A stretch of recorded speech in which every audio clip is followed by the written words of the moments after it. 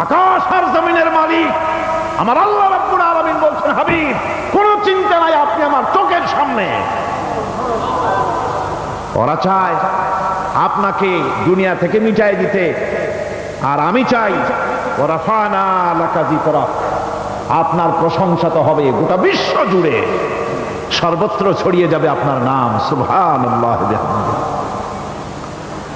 আল্লাহ পাক অন্যত্র বলেছেন, ওয়ালাকাদ কুযযিবাত রুসুলুম মিন ক্বাবলিকা ফাসাবারু আলা মা কুযযিবু ওয়া উযু হাত্তা আতাহুম নাসরুনা।